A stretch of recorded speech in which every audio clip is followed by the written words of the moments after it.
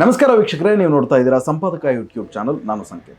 RSSಗೆ 100 ವರ್ಷ ಆಗಿದೆ. ಅದಕ್ಕಾಗಿ ನಾವು ಊರೂರಲ್ಲಿ ಪಥಸಂಚಲನ ನಡೆಸ್ತೀವಿ ಅಂತ ಹೇಳಿ RSS ಕಾರ್ಯಕರ್ತರು ಮತ್ತು ಮುಖಂಡರು ಊರೂರುಗಳಲ್ಲಿ ಪಥಸಂಚಲನ ನಡೆಸೋಕೆ ಮುಂದಾಗಿದ್ದಾರೆ. ಕೆಲವು ಕಡೆ ಪಥಸಂಚಲನಗಳು, ಪ್ಯಾರೇಡ್ಗಳು ನಡೆದಿದ್ದಾವೆ ಕೂಡ. ಆದರೆ ರಾಜ್ಯ ಸರ್ಕಾರ ನೀವು ಅನುಮತಿ ಇಲ್ಲದೆ ಊರೂರಲ್ಲಿ ದೊಣ್ಣೆ ಹಿಡ್ಕೊಂಡು ಅದು ಹೆಂಗೆ ತಿರುಗಾಡ್ತೀರಿ ಪಥಸಂಚಲನದ ಹೆಸರಲ್ಲಿ, ಇದಕ್ಕೆ ನಾವು ಅನುಮತಿ ಕೊಡೋದಿಲ್ಲ ಅಂತ ಹೇಳಿ ರಾಜ್ಯ ಸರ್ಕಾರ ಕಡಿವಾಣ ಹಾಕೋಕೆ ಮುಂದಾಗಿದೆ.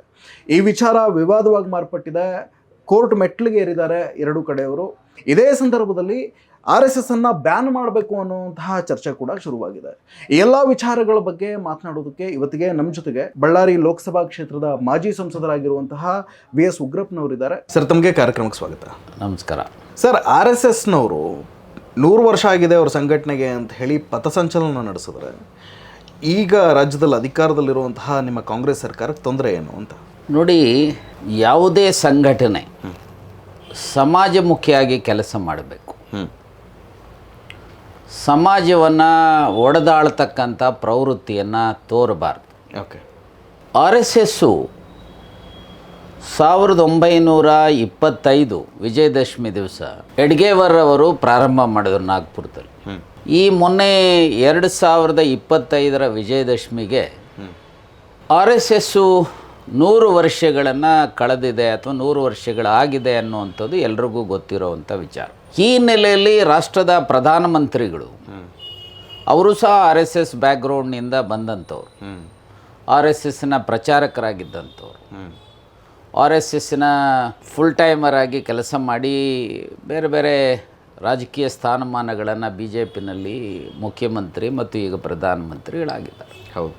ಪ್ರಧಾನಮಂತ್ರಿಗಳು ಭಾಳ ದೊಡ್ಡ ಸರ್ಟಿಫಿಕೇಟನ್ನು ರಾಷ್ಟ್ರಭಕ್ತಿಯ ಬಗ್ಗೆ, ರಾಷ್ಟ್ರಪ್ರೇಮದ ಬಗ್ಗೆ, RSSನ ಕೊಡುಗೆ ಬಗ್ಗೆ ಭಾಳಷ್ಟು ಮಾತನಾಡಿದ್ದಾರೆ. ನಾನು ಈ ಸಂದರ್ಭದಲ್ಲಿ ಇಷ್ಟೇ ಹೇಳಿಕೆ ಬಯಸ್ತೇನೆ. ಯಾಕಂದರೆ ನಾನು ನನ್ನ ವಿದ್ಯಾರ್ಥಿ ದೆಸೆಯಲ್ಲಿ ನಾನು ಬಹುಶಃ ಎಮರ್ಜೆನ್ಸಿನಲ್ಲಿ, ತುರ್ತು ಪರಿಸ್ಥಿತಿಯ ಸಂದರ್ಭದಲ್ಲಿ ಲೋಕನಾಯಕ್ ಜಯಪ್ರಕಾಶ್ ನಾರಾಯಣರವರ ಸಂಪೂರ್ಣ ಕ್ರಾಂತಿಯ ವಿಚಾರದ ಹಿನ್ನೆಲೆಯಲ್ಲಿ, ಅದರ ಜೊತೆಗೆ ದೇಶದಲ್ಲಿ ತುರ್ತು ಪರಿಸ್ಥಿತಿ ಏರಿದಂಥ ಸಂದರ್ಭದಲ್ಲಿ ನನ್ನನ್ನು ವಿದ್ಯಾರ್ಥಿ ನಾಯಕನಂತ ಹೇಳಿ ಮೀಸಾದಲ್ಲಿ ನನ್ನನ್ನು ಅರೆಸ್ಟ್ ಮಾಡಲಾಗಿತ್ತು. ನಾನು ಬೆಂಗಳೂರಿನ ಸೆಂಟ್ರಲ್ ಜೈಲಿನಲ್ಲಿ ಸುಮಾರು 17 ತಿಂಗಳು 20 ದಿವಸಗಳ ಕಾಲ, ಇನ್ನು ನನಗೆ ಆಗ 18 ವರ್ಷ ಆಗಿರಲಿಲ್ಲ ನನ್ನ ಅರೆಸ್ಟ್ ಮಾಡಿದಾಗ, ನಾನು ಆ ಜೈಲಿನಲ್ಲಿ ಇದ್ದೆ.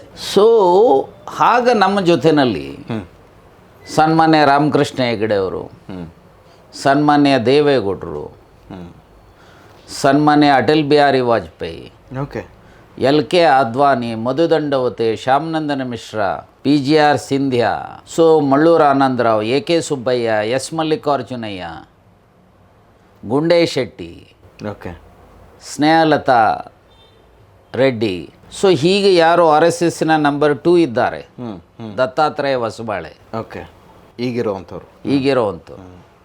ಇನ್ಫ್ಯಾಕ್ಟ್ ಜೈನಲ್ಲಿ D ಬ್ಯಾರೆಕ್ನಲ್ಲಿ ಒಂದು ಕಡೆ ಸಿಂಧ್ಯಾ ಅವರ ಹಾಸಿಗೆ ಮಧ್ಯೆ ನಾನು, ಇನ್ನೊಂದು ಕಡೆ ಎಡಗಡೆ ದತ್ತಾತ್ರೇಯ ಹೊಸಬಾಳೆ, ಒಂದು ಸುಮಾರು 17 ತಿಂಗಳು 20 ದಿವಸಗಳ ಕಾಲ ನಾವಿದ್ದಂಥವ್ರು. ಸೊ ವಿದ್ಯಾರ್ಥಿ ದೆಸೆಯಲ್ಲಿ ಈ ABVP ಮತ್ತು RSSನ ಚಟುವಟಿಕೆಗಳನ್ನು ಭಾಳ ಹತ್ತಿರದಿಂದ ನಾ ಬಲ್ಲೆ. ಆದರೆ ಜೈಲಲ್ಲಿ ಹೋದ ಮೇಲೆ ಅವರು ಹೇಳ್ತಾ ಇದ್ದಂಥ ವಿಚಾರಕ್ಕೂ ಅವರು ನಡ್ಕೊಳ್ತಾ ಇದ್ದಂಥ ವಿಚಾರಕ್ಕೂ ಸೊ ಅಜಗಜಾಂತರವಾದಂಥ ವ್ಯತ್ಯಾಸಗಳನ್ನು ನಾವು ಅವತ್ತು ನೋಡಿದ್ದೇವೆ. ನೋಡಿ, ಅಲ್ಲಿ ಒಂದು ಹಂತದಲ್ಲಿ ಸೊ ಅಲ್ಲಿ ಜೈಲಿನಲ್ಲಿದ್ದಂಥ ಮೀಸಾ ಡೆಟಿನ್ಯೂಸ್ಗೆ ವೆಜಿಟೇರಿಯನ್ ಮತ್ತು ನಾನ್ ವೆಜಿಟೇರಿಯನ್ ಊಟ ಕೊಡೋರು. ನಾನ್ ವೆಜಿಟೇರಿಯನ್ ಹಾಕಿಸ್ಕೊಂಡು ಚಪಾತಿ ಅಥವಾ ಪೂರಿ ಮತ್ತು ಅನ್ನ ಹಾಕಿಸ್ಕೊಳ್ಳೋಕೆ ಹೋದಂಥ ಸಂದರ್ಭದಲ್ಲಿ, ಅದರಲ್ಲೂ ಮೋರ್ ಪರ್ಟಿಕ್ಯುಲರ್ಲಿ ಬಂದಗದ್ದೆ ರಮೇಶ್ ಮತ್ತು ನಾಯರ್ ಅವರುಗಳು ಹೋದಂಥ ಸಮಯದಲ್ಲಿ ಅವತ್ತಿನ ನಮ್ಮ ಜೊತೆಯಲ್ಲಿ ಮೀಸಾದಲ್ಲಿದ್ದಂಥ ಯಾದುರಾವ್ ಜೋಶಿ ಮತ್ತು ಅವರ ಸಂಗಡಿಗರು ನಾನ್ ವೆಜಿಟೇರಿಯನ್ 2ನೇ ಬ್ಯಾಚಿಗೆ ಬನ್ನಿ ಯಾಕೆ ಅನ್ನೋವಂಥದ್ದನ್ನು ಹೇಳಿದಂಥ ಸಂದರ್ಭದಲ್ಲಿ ನಾನು, ಗೋವರ್ಧನ್, ಶಿವರಾಮ್, ಸಿಂಧ್ಯಾ ಇನ್ನಿತರು ಎಲ್ಲ ಸೇರಿ ಅಲ್ಲೇ ಜೈಲಲ್ಲೇನೆ ನಾವು ಸೊ ಮೌನ ಮತ್ತು ಆಮರಣ ಉಪವಾಸ ಸತ್ಯಾಗ್ರಹವನ್ನು ಇದರ ವಿರುದ್ಧ ಮಾಡಿದಂಥ ಯಾದುರಾವ್ ಜೋಶಿ ಅನ್ನೋಂಥವ್ರು ಸೌತ್ ಇಂಡಿಯಾ ಇನ್ಚಾರ್ಜ್ ಇದ್ದಂಥವ್ರು. ಸೊ ಅಲ್ಲಿಂದ ನಮ್ಗೆ ಶುರುವಾಯಿತು ಇವರು ಆರ್ ಎಸ್ ಎಸ್ನವ್ರು ನಿಜಕ್ಕೂ ಸಹ ನಾವು ಹಿಂದೂಗಳು ಎಲ್ಲ ಒಂದು ಅನ್ನುವಂಥದ್ದು ನಿಜವೋ ಅಥವಾ ಇದು ಎಲ್ಲೋ ಒಂದು ಕಡೆ ಶ್ರೇಣೀಕೃತ ಜಾತಿ ವ್ಯವಸ್ಥೆಯಲ್ಲಿ ಇವರು ಆಹಾರ ಬಟ್ಟೆ ಇನ್ನಿತರ ವಿಚಾರಗಳಲ್ಲೂ ಬದಲಾವಣೆ ನೋಡ್ತಾ ಇದ್ದಾರೋ ಅನ್ನುವಂಥದ್ದು. ಓಕೆ.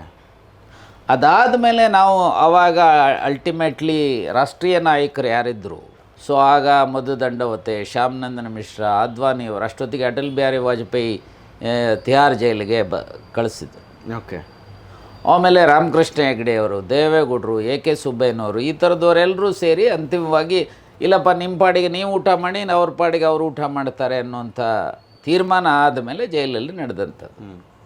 ನಾನು ಯಾಕೆ ಇದನ್ನು ಸೂಕ್ಷ್ಮವಾಗಿ ಹೇಳ್ತೀನಿ ಅಂತ ಹೇಳಿದ್ರೆ, ನಾವು ಆರ್ ಎಸ್ ಎಸ್ಸು ಮತ್ತು ಆರ್ ಎಸ್ ಎಸ್ಸಿನ ಸಂಘಟನೆಗಳ ಬಗ್ಗೆ ಆಳವಾಗಿ ವಿಚಾರ ಮಾಡುವಂಥದ್ದಕ್ಕೆ, ಅಧ್ಯಯನ ಮಾಡುವಂಥದ್ದಕ್ಕೆ ಒಂದು ರೀತಿ ಐ ಓಪನರ್ ಆ ಕಾರಣದಿಂದ ಆದಂಥದ್ದು. ಓಕೆ. ಇದಾದ ಮೇಲೆ ಈಗ ಉದಾಹರಣೆಗೆ 2ನೇ ಸರ್ಸಂಘ ಚಾಲಕರು ಗುರೂಜಿ ಗೋಲ್ವಾಲ್ಕರ್ ಅಂತ ಅವರು ಒಂದು ಪುಸ್ತಕವನ್ನು ಬರೆದಿದ್ದಾರೆ, ಬಂಚ್ ಆಫ್ ಥಾಟ್ಸ್ ಅಂತೇಳಿ. ಸೊ ಆ ಬಂಚ್ ಆಫ್ ಥಾಟ್ಸಲ್ಲಿ ಅನೇಕ ವಿಚಾರಗಳನ್ನು ಬರೆದಿದ್ದಾರೆ. ಆದರೆ ಅದರಲ್ಲಿ ಪ್ರಮುಖವಾಗಿ ಏನಾಗಿದೆ ಅಂದರೆ, ಎಲ್ಲೋ ಒಂದು ಕಡೆ ಈ ಶ್ರೇಣೀಕೃತ ಜಾತಿ ವ್ಯವಸ್ಥೆ ಇರಬೇಕು. ಸೊ ಬ್ರಾಹ್ಮಣರು, ಕ್ಷತ್ರಿಯರು, ವೈಶ್ಯರು, ಶೂದ್ರರು, ಈ ಶ್ರೇಣೀಕೃತ ಜಾತಿ ವ್ಯವಸ್ಥೆ ಇರಬೇಕು ಅನ್ನೋದನ್ನು ಪ್ರತಿಪಾದನೆ ಮಾಡೋದ್ರ ಜೊತೆಗೆ, ಸೊ ಸಮಾಜದಲ್ಲಿ ಏನಾಗಿತ್ತು ಒಂದು ಕಡೆ ಆರ್ ಎಸ್ ಎಸ್ ಆಗ ಅವರು 40ಸಲ್ಲಿ ಸರಸಂಘ ಚಾಲಕರಾದಂಥ ಸಂದರ್ಭದಲ್ಲಿ ಸೊ ಪೀಕಲ್ಲಿತ್ತು ಇಂಡಿಪೆಂಡೆನ್ಸ್ ಮೂಮೆಂಟ್.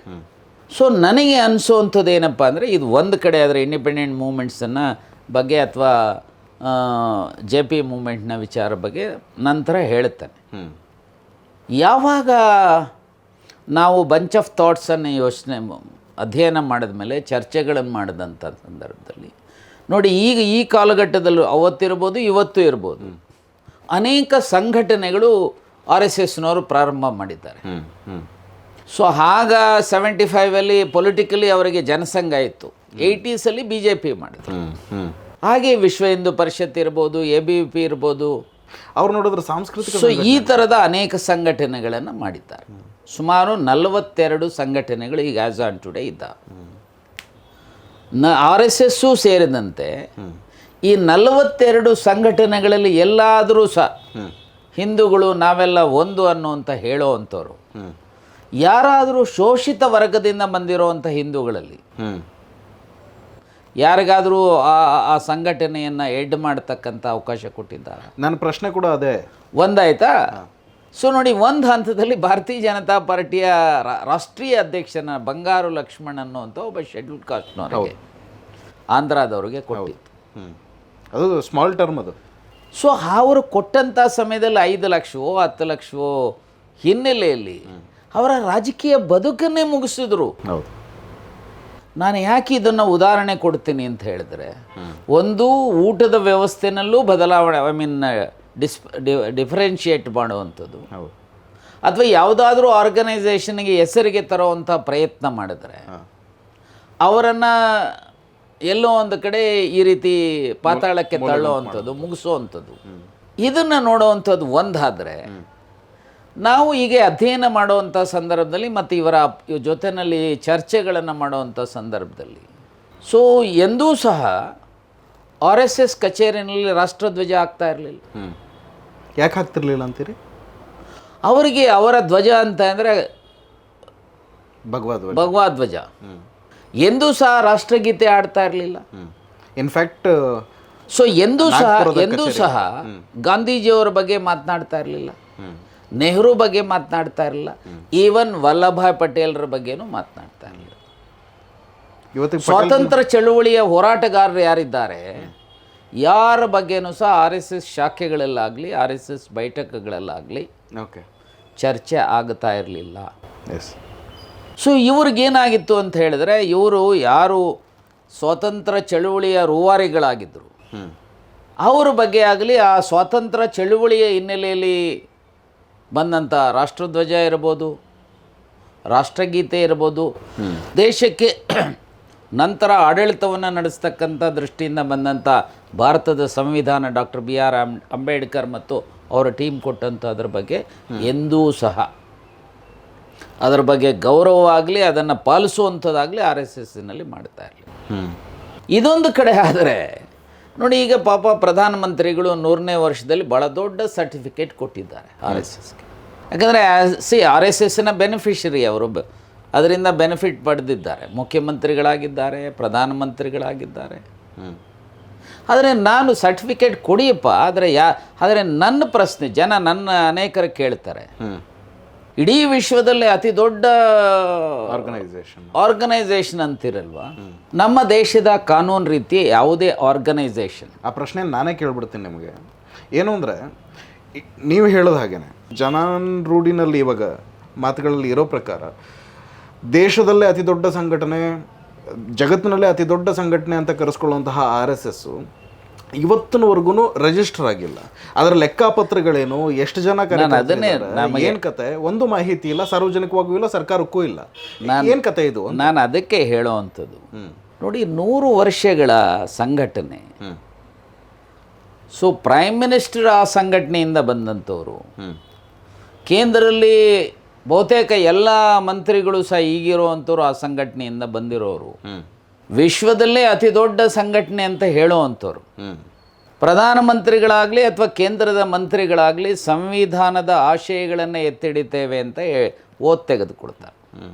ಸಂವಿಧಾನದ ಆರ್ಟಿಕಲ್ 51A ಪ್ರಕಾರ ಸ್ವಾತಂತ್ರ್ಯ ಚಳುವಳಿಯ ನಾಯಕರನ್ನು, ಚಳುವಳಿಯ ಆಶಯಗಳನ್ನು, ರಾಷ್ಟ್ರಧ್ವಜವನ್ನು, ರಾಷ್ಟ್ರಗೀತೆಯನ್ನು ಇವೆಲ್ಲವನ್ನು ಸಹ ಗೌರವಿಸಬೇಕು ಅನ್ನುವಂಥದ್ದಿದೆ. ಇವರು ಗೌರವಿಸ್ತಾ ಇದ್ದಾರೆ RSS ಶಾಖೆಗಳಲ್ಲಿ. ಇದು ಒಂದು. ಎರಡನೇ, ಇಷ್ಟು ದೊಡ್ಡ ಆರ್ಗನೈಸೇಷನ್ ಯಾಕೆ 100 ಇಯರ್ಸ್ ಆದರೂ ಕಾನೂನಿನ ಚೌಕಟ್ಟಿನಲ್ಲಿ, ನಮ್ಮ ಸಂವಿಧಾನದ ಅಡಿಯಲ್ಲಿ ರೂಪುಗೊಂಡಿರ್ತಕ್ಕಂಥ ಕಾನೂನುಗಳ ರೀತಿಯ ಯಾವುದೇ ಈ ರೀತಿಯ ಸಂಘಟನೆ ತನ್ನ ಚಟುವಟಿಕೆಗಳು ಮತ್ತು ತನ್ನ ಸಂಪನ್ಮೂಲಗಳನ್ನು ರೂಢಿಸ್ಕೋಬೇಕಾದ್ರೆ ಕಾನೂನಲ್ಲಿ ರಿಜಿಸ್ಟರ್ ಆಗಿರಬೇಕು ಅನ್ನೋಂಥದ್ದಿದೆ. ಸೊ ನಾನು ನಿಮ್ಮ ಮೂಲಕ ಕೇಳಲಿಕ್ಕೆ ಬಯಸ್ತೇನೆ ಮೋದಿಯವರಿಗೆ, ಯಾಕಪ್ಪ RSS ರಿಜಿಸ್ಟರ್ ಆಗಿಲ್ಲ? ಮೋದಿಯವ್ರಿಗಾಯಿತು, ಮೋಹನ್ ಭಾಗವತ್ ಅವ್ರಿಗಾಯಿತು. ಸೊ ಮೋಹನ್ ಭಾಗವತ್ ಅವರಾಗಲಿ, ಮೋದಿಯವರಾಗಲಿ, ಅಮಿತ್ ಶಾ ಆಗಲಿ, ಹೀಗೆ ಅನೇಕರು, ಇನ್ನೂ ನಮ್ಮ ರಾಜ್ಯದ ಅನೇಕ ಮುಖಂಡರುಗಳಿದ್ದಾರೆ. ಸೊ ಯಾಕೆ ರಿಜಿಸ್ಟರ್ ಆಗಿಲ್ಲ? ಇದು ಒಂದು. ನೀವು ಪ್ರತಿ ವರ್ಷ, ನಾನೇ ಗಮನಿಸಿದ್ದೇನೆ, ನಾವೇ ನೋಡಿದ್ದೇವೆ, ಪ್ರತಿ ವರ್ಷ ಗುರುದಕ್ಷಿಣೆ ಹೆಸರಿನಲ್ಲಿ ದೇಶವ್ಯಾಪಿ ಕನ್ಯಾಕುಮಾರಿಯಿಂದ ಕಾಶ್ಮೀರದವರೆಗೂ ಸೊ ದೇಣಿಗೆಗಳನ್ನು ಸಂಗ್ರಹಿಸ್ತಾರೆ, ಗುರುದಕ್ಷಿಣೆ ಅಂಥೇಳಿ ಕೊಡ್ತಾರೆ. ಇದು ಸಾವಿರಾರು ಕೋಟಿ, ಲಕ್ಷಾಂತರ ಕೋಟಿ ಕಳೆದ 100 ಇಯರ್ಸಲ್ಲಿ ಸೊ ಸಂಗ್ರಹಿಸಿದ್ದಾರೆ. 1-2 ರೂಪಾಯಿನಲ್ಲ, 1-2 ರೂಪಾಯಿ ದಕ್ಷಿಣೆ ಅಂದ ಕೂಡಲೇ 101 ರೂಪಾಯಿ ಇಟ್ಟಂಗಲ್ಲ.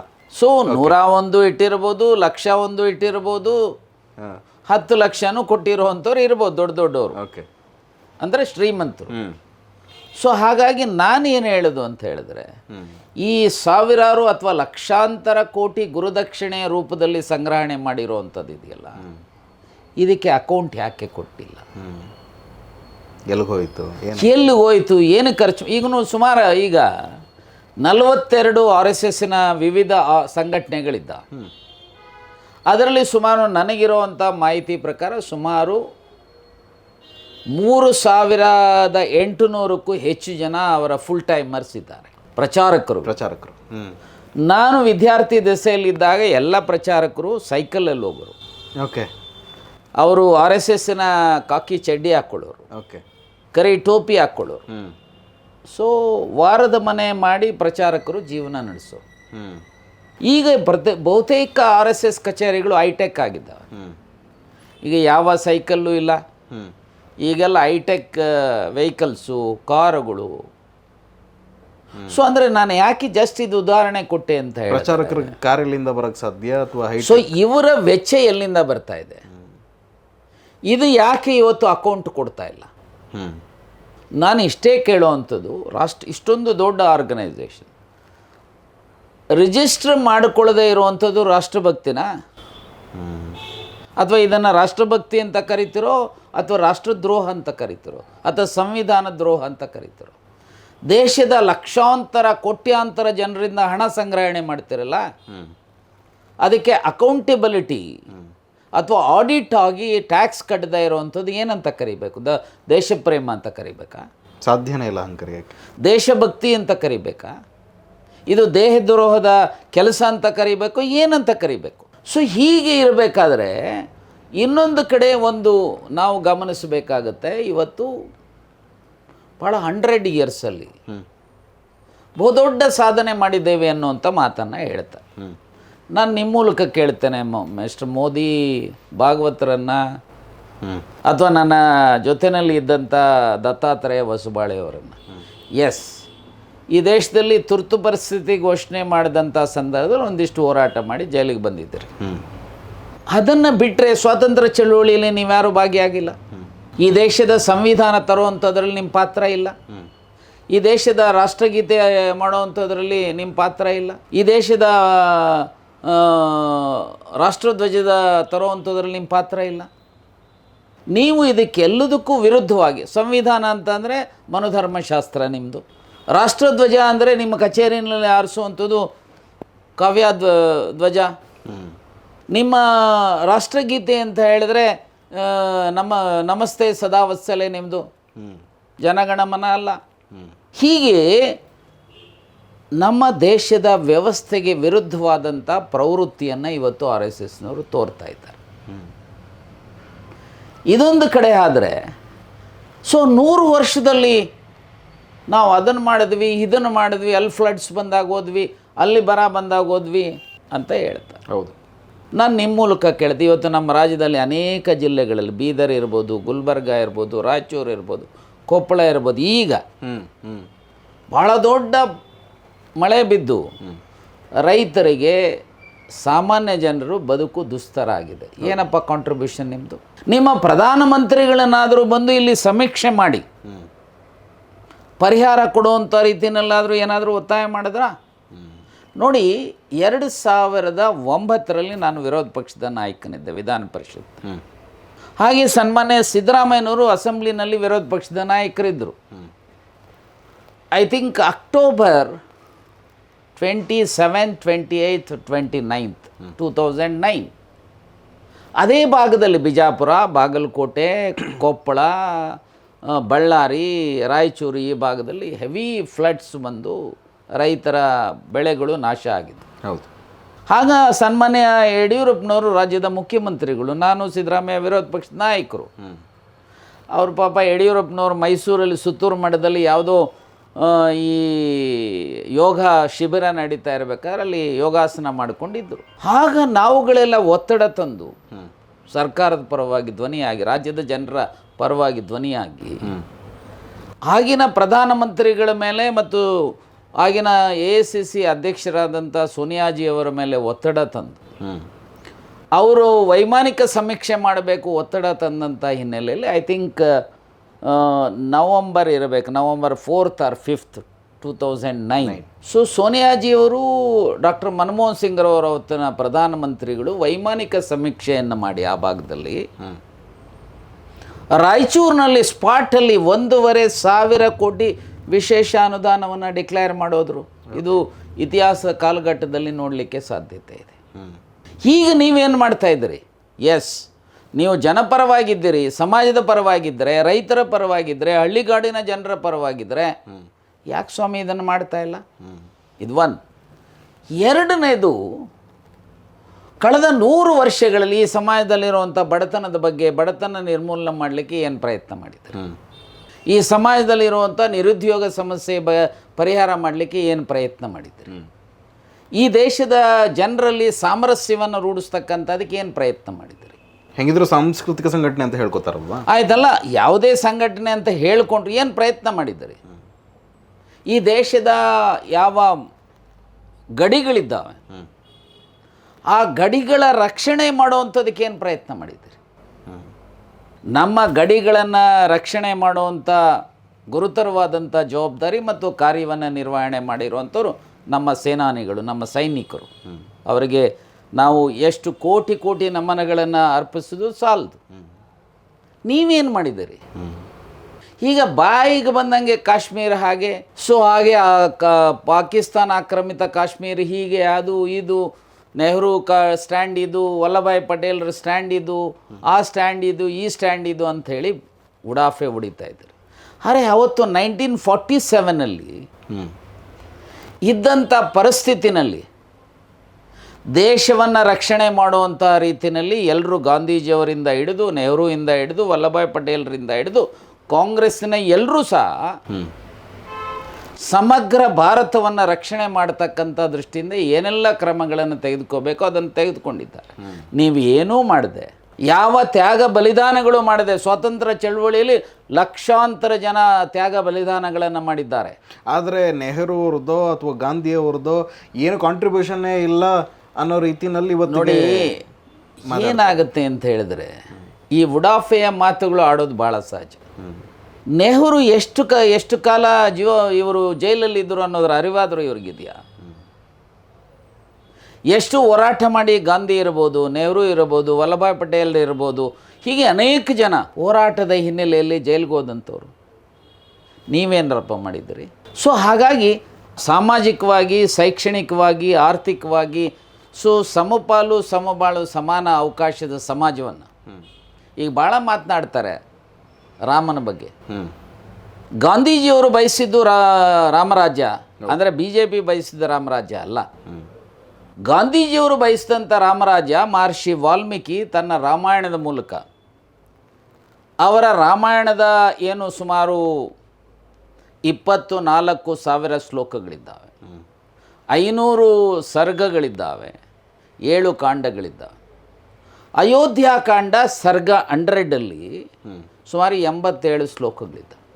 ಅಲ್ಲಿ ರಾಜನೀತಿ ಅಂದ್ರೇನು, ಅರ್ಥನೀತಿ ಅಂದ್ರೇನು, ಸಾಮಾಜಿಕ ನ್ಯಾಯ ಅಂದ್ರೇನು, ದಿನಗೂಲಿ ಅಂದ್ರೇನು, ವಾರದ ಕೂಲಿ ಅಂದ್ರೇನು, ತಿಂಗಳ ಸಂಬಳ ಅಂದ್ರೇನು, ಟ್ಯಾಕ್ಸ್ ಯಾವುದಕ್ಕೆ ಹಾಕಬೇಕು, ಯಾವುದಕ್ಕೆ ಹಾಕಬಾರ್ದು, ಎಂಥವರು 1000 ಮೂರ್ಖರು ರಾಜನ ಮಂತ್ರಿಮಂಡಲದಲ್ಲಿ ಇರೋದು ಒಂದೇ, ಇದ್ದರೂ ಸಹ ಏನೂ ಉಪಯೋಗ ಇಲ್ಲ. ಒಬ್ಬ ಪ್ರಾಮಾಣಿಕ ವಿಚಾರವಂತ ಬದ್ಧತೆ ಇರುವಂಥ ವಿಚಕ್ಷಣತೆ ಇರತಕ್ಕಂಥ ಕೆಲವು ಜನ ಮಂತ್ರಿಮಂಡಲದಲ್ಲಿದ್ದರೆ ಆ ರಾಜ್ಯ ಉದ್ಧಾರ ಆಗುತ್ತೆ, ಆ ದೇಶ ಉದ್ಧಾರ ಆಗುತ್ತೆ ಅಂತೇಳಿ ಬರೀತಾರೆ. ರಾಮನ ಬಗ್ಗೆ, ರಾಮ ಮಂದಿರ ಕಟ್ಟಿದಾಕ್ಷಣಕ್ಕೆ ರಾಮನ ವಿಚಾರಧಾರೆಗಳನ್ನು ನೀವು ಫಾಲೋ ಮಾಡಿದ್ರಿ ಅಂತಲ್ಲ. ರಾಮನ ವಿಚಾರಧಾರೆಗಳು ಕೊಟ್ಟಂಥವ್ರು ಮಹರ್ಷಿ ವಾಲ್ಮೀಕಿ, ಅವ್ರ ಬಗ್ಗೆ ನೀವು ಗಮನ ಹರಿಸೋದಿಲ್ಲ. ನೀವು ನಿಜಕ್ಕೂ ಸಹ ರಾಮನಿಗೆ ಏನು ಗೌರವ ಕೊಡ್ತೀರೋ ಅಷ್ಟೇ ಗೌರವವನ್ನು ಅದಕ್ಕಿಂತ ಹೆಚ್ಚು ಮಹರ್ಷಿ ವಾಲ್ಮೀಕಿಗೆ ಕೊಡಬೇಕು. ಇಲ್ಲಿ ಸನ್ಮಾನ್ಯ ಸಿದ್ದರಾಮಯ್ಯನವ್ರ ನಮ್ಮಗಳ ಒತ್ತಾಯದ ಹಿನ್ನೆಲೆಯಲ್ಲಿ ವಿಧಾನಸೌಧದ ಮುಂದೆ ಮಹರ್ಷಿ ವಾಲ್ಮೀಕಿಯ ಪುತ್ಥಳಿಯನ್ನು ಹಾಕಿದ್ದೇವೆ. ಹಾಗೆ ಮೋದಿಯವರಿಗೇನಾದರೂ ರಾಮನ ವಿಚಾರಗಳ ಬಗ್ಗೆ, ರಾಮಾಯಣದ ವಿಚಾರಗಳ ಬಗ್ಗೆ ಅಥವಾ RSSನವರಿಗೆ ರಾಮನ ವಿಚಾರಗಳ ಬಗ್ಗೆ ಏನಾದರೂ ಬದ್ಧತೆ ಇದ್ದರೆ, ಎಲ್ಲಿ ಪಾರ್ಲಿಮೆಂಟ್ ಭವನ ಇದೆ, ಸಂಸತ್ ಭವನದ ಮುಂದೆ ಮಹರ್ಷಿ ವಾಲ್ಮೀಕಿಯ ಪುತ್ಥಳಿಯನ್ನು ಹಾಕೋದ್ರ ಮೂಲಕ ಅವರು ಬಯಸಿದಂಥ ಜಾತಿ ರಹಿತ, ವರ್ಗರಹಿತ, ಶೋಷಣೆ ರಹಿತ, ಸಮಪಾಲು ಸಮಬಾಳು ಸಮಾನ ಅವಕಾಶದ ಸಮಾಜವನ್ನು ಕಟ್ಟುವಂಥ ಸಮಾಜ ವಿಚಾರವನ್ನು ಇಡೀ ದೇಶಕ್ಕೆ ಕಳಿಸೋದು ಅಷ್ಟೇ ಅಲ್ಲ, ಯಾರು ಪ್ರತಿನಿತ್ಯ ಅಧಿಕಾರಿಗಳಿರ್ಬೋದು ಮತ್ತು ಸಂಸತ್ ಸದಸ್ಯರಿರ್ಬೋದು, ಮಂತ್ರಿಗಳಿರ್ಬೋದು, ಅವರ ಪುತ್ಥಳಿಯನ್ನು ನೋಡೋದ್ರ ಮೂಲಕ ನೋಡಪ್ಪ ಈ ಅಜ್ಜ ಮಹರ್ಷಿ ವಾಲ್ಮೀಕಿ ರಾಮಾಯಣದ ಮೂಲಕ ಇಂಥ ಸಂದೇಶಗಳನ್ನು ಕೊಟ್ಟಿದ್ದಾರೆ, ಅದರ ಮೂಲಕ ನಾವು ರಾಜ್ಯ ರಾಷ್ಟ್ರ ಆಳಬೇಕು ಅನ್ನೋಂಥ ಅರಿವಾದರೂ ಬರುತ್ತಲ್ವ? ಅದ್ರ ಪ್ರಯತ್ನವೂ ಇಲ್ಲ. ಸುಮ್ಮನೆ ಉಡಾಫೆ ಹೊಡೆಯುವಂಥದ್ದು. ಅಯೋಧ್ಯೆಯಲ್ಲಿ ರಾಮ ಮಂದಿರ ಕಟ್ಟಿದಾಕ್ಷಣಕ್ಕೆ ರಾಮನ ವಿಚಾರಧಾರೆಗಳು ಅಥವಾ ರಾಮನನ್ನು ಸೃಷ್ಟಿ ಮಾಡಿದಂಥ ಮಹರ್ಷಿ ವಾಲ್ಮೀಕಿ ವಿಚಾರಧಾರೆಗಳು ಜಾರಿಗೆ ಬಂದಂತೆ ಆಗೋದಿಲ್ಲ. ಸೊ ಹಾಗಾಗಿ ಹೇಳೋದೊಂದು ಮಾಡೋದೊಂದು ಅನ್ನುವಂಥ ಪ್ರವೃತ್ತಿಯನ್ನು BJPನವರಲ್ಲಿ ಅಥವಾ RSSನಲ್ಲಿ ನಾವು ನೋಡಲಿಕ್ಕೆ ಸಾಧ್ಯತೆ ಇದೆ. ಸೊ ಹಾಗೆ ನಾನು ಈಗೇನು ಕೇಳಲಿಕ್ಕೆ ಬಯಸ್ತೇನೆ, ಸರ್ಟಿಫಿಕೇಟ್ ಕೊಟ್ಟಿದ್ದಾರಲ್ಲ ಮಿಸ್ಟರ್ ಮೋದಿಯವರೇ, ನಾನು ನಿಮ್ಮ ಮೂಲಕ ನಾನು ಆಗ್ರಹಿಸ್ತೇನೆ, ಕಳೆದ 100 ವರ್ಷಗಳಲ್ಲಿ RSSನ ಕೊಡುಗೆ ಈ ಸಮಾಜಕ್ಕೆ, ಈ ದೇಶಕ್ಕೆ ಏನು, ಅವರ ಕಾರ್ಯವೈಖರಿ ಸಮಾಜದ ಪರವಾಗಿದೆಯೋ, ಸಮಾಜದ ಒಳಿತಿಗಿದೆಯೋ ಇಲ್ವೋ ಅನ್ನೋವಂಥದ್ರ ಬಗ್ಗೆ ನೀವೇನಾದರೂ ವೈಟ್ ಪೇಪರನ್ನು ಹೊರಡಿಸ್ಲಿಕ್ಕೆ ಸಿದ್ಧರಿದ್ದೀರಾ? ಅಟ್ಲೀಸ್ಟ್ ಮಾಹಿತಿಯನ್ನು ಬಹಿರಂಗಗೊಳಿಸಿದ್ರೆ ಜನನ ಅದನ್ನೇ ನಾನು ಹೇಳುವಂಥದ್ದು. ವೈಟ್ ಪೇಪರ್ ಅಂತಂದ್ರೆ ಶ್ವೇತಪತ್ರವನ್ನು ಹೊರಡಿಸೋದು ಅಂತಂದ್ರೆ ಎಲ್ಲ ಮಾಹಿತಿಗಳನ್ನು ಸಮಾಜ ಎಸ್ ನೋಡಿಯಪ್ಪ, RSS ಇಷ್ಟು ಜನ ಹೋರಾಟಗಳ ಹಿನ್ನೆಲೆಯಲ್ಲಿ ತ್ಯಾಗ ಬಲಿದಾನಗಳನ್ನು ಇಷ್ಟು ಜನ ಮಾಡಿದ್ದಾರೆ, ಈ ದೇಶದ ಬಡತನ ನಿರ್ಮೂಲನೆಗೋಸ್ಕರ ಇಷ್ಟು ಜನ ಇಷ್ಟೆಲ್ಲ ಕಾರ್ಯಕ್ರಮಗಳನ್ನು ರೂಪಿಸಿದ್ದಾರೆ, ಅಥವಾ ಈ ದೇಶದಲ್ಲಿರುವಂಥ ನಿರುದ್ಯೋಗ ಸಮಸ್ಯೆ ಪರಿಹಾರ ಮಾಡಲಿಕ್ಕೆ ಇಷ್ಟೆಲ್ಲ ಮಾಡಿದ್ದಾರೆ, ಅಥವಾ ಈ ದೇಶದಲ್ಲಿರುವಂಥ ಹಿಂದೂಗಳು, ಮುಸಲ್ಮಾನರು, ಕ್ರೈಸ್ತರು, ಅದರಲ್ಲೂ ಹಿಂದೂಗಳಲ್ಲಿರುವಂಥ SC ST OBC ಮೈನಾರಿಟೀಸ್ ಇವರೆಲ್ಲರೂ ಸಹ ಭಾರತಾಂಬೆಯ ಮಕ್ಕಳು ಅನ್ನುವಂಥ ರೀತಿಯಲ್ಲಿ ಸಾಮರಸ್ಯವನ್ನು ರೂಢಿಸ್ತಕ್ಕಂಥದಕ್ಕೆ ನಾವು ಇವೆಲ್ಲ ಕೆಲಸಗಳನ್ನು ಮಾಡಿದ್ದೀವಿ ಅನ್ನೋಂಥದ್ದು ಹೇಳಬೇಕಲ್ವ. ಈಗ ಉತ್ತರ ಭಾರತದಲ್ಲಿ ಯಾರ ಮೇಲೆ ಶೋಷಣೆ ಆಗ್ತಾ ಇರೋದು, ಯಾರ ಮೇಲೆ ರೇಪುಗಳಾಗ್ತಾ ಇರೋದು, ಯಾರ ಕೊಲೆಗಳು ಮತ್ತೊಂದು ಮಗದೊಂದು ಆಗ್ತಾ, ಈಗ ಯಾರು ಮಹರ್ಷಿ ವಾಲ್ಮೀಕಿ ಇದ್ದಾರಲ್ಲ ಅಲ್ಲೇ ಆ ಭಾಗದಲ್ಲಿ ವಾಲ್ಮೀಕಿ ಅಂತ ಕರೀತಾರೆ, ಮಹರ್ಷಿ ವಾಲ್ಮೀಕಿ ಅವರೆಲ್ಲರೂ ಸಹ ಆ ಭಾಗದಲ್ಲಿ SCಗಳು. ಉತ್ತರ ಪ್ರದೇಶದಲ್ಲಿರ್ಬೋದು, ಆ ಕಡೆ ಹರಿಯಾಣ ಇರ್ಬೋದು, ಆ ಭಾಗದಲ್ಲಿ ನಡೆಯುವಂಥ ದೌರ್ಜನ್ಯಗಳು ಮಹರ್ಷಿ ವಾಲ್ಮೀಕಿ ವಂಶಸ್ಥರ ಮೇಲೆ ಹೆಚ್ಚು ನಡೀತವೆ, ಹಾಗೆ ಶೋಷಿತ ವರ್ಗದ ಜನರ ಮೇಲೆ ನಡೀತವೆ. ಏನು ನಿಮ್ಮ ಕ್ರಮಗಳು?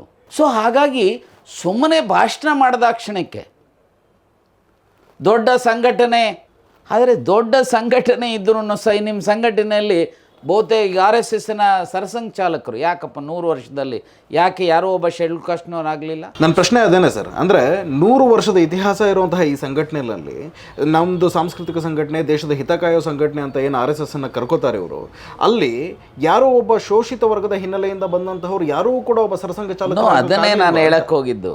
ಅದಕ್ಕಿಂತನೂ ನಾವೆಲ್ಲ ಹಿಂದೂಗಳೆಲ್ಲ ಒಂದು ಅಂತ ನೀವು ಹೇಳುವಂಥವ್ರು.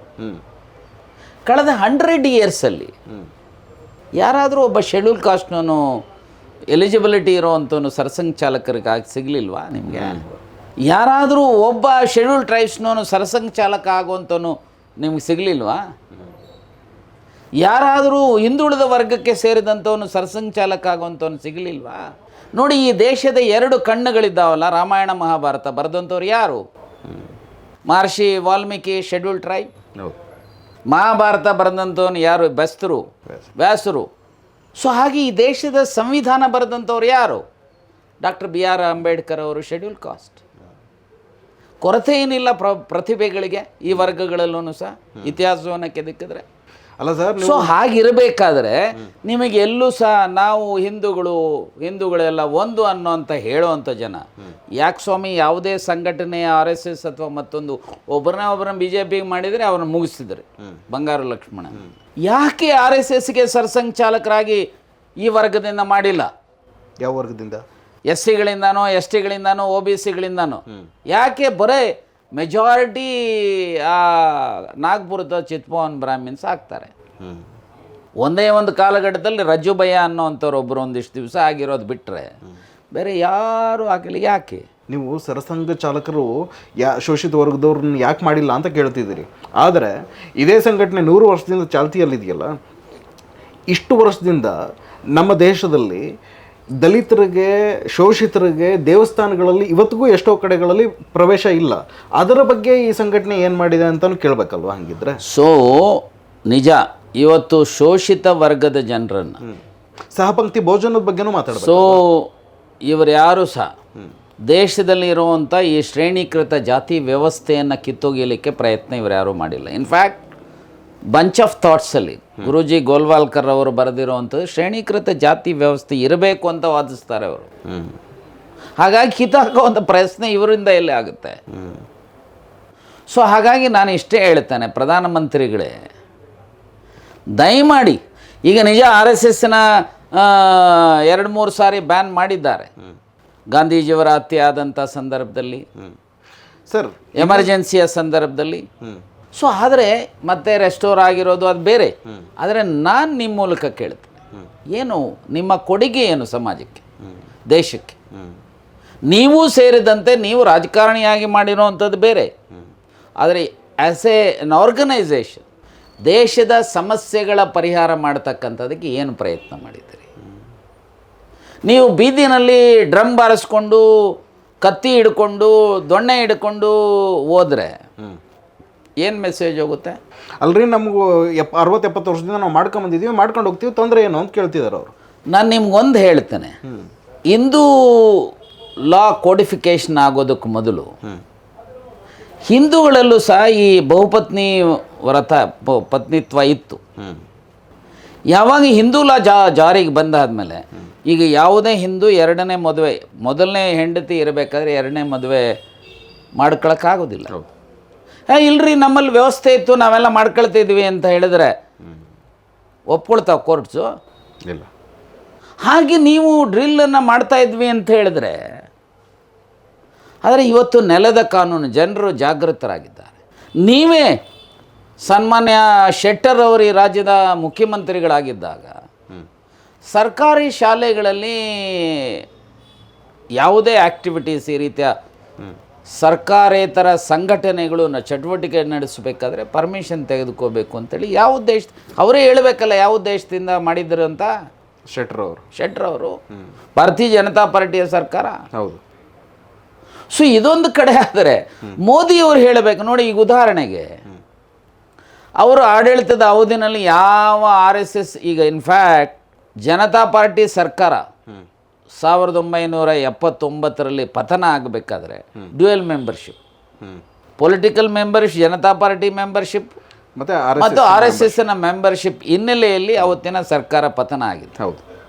ರಾಜನಾರಾಯಣ ಅವರಿಂದ ಹಿಡಿದು, ಮಧುದಂಡವರತೆಯಿಂದ ಹಿಡಿದು, ಜಾರ್ಜ್ ಫರ್ನಾಂಡಿಸ್ ಅವರಿಂದ ಹಿಡಿದು, ಅನೇಕರು, ಚಂದ್ರಶೇಖರ್ ಅವರಿಂದ ಹಿಡಿದು ಅನೇಕರು ಇಶ್ಯೂ ರೈಸ್ ಮಾಡಿದಂಥ ಹಿನ್ನೆಲೆಯಲ್ಲಿ ಸೋತು ಸರ್ಕಾರ ಪತನ ಆಯಿತು. ಅದಾದಮೇಲೆ ಇವರು ಭಾರತೀಯ ಜನತಾ ಪಾರ್ಟಿ 1980ರಲ್ಲಿ ಬಾಂಬೆನಲ್ಲಿ ಪ್ರಾರಂಭ ಮಾಡಿದ್ರು.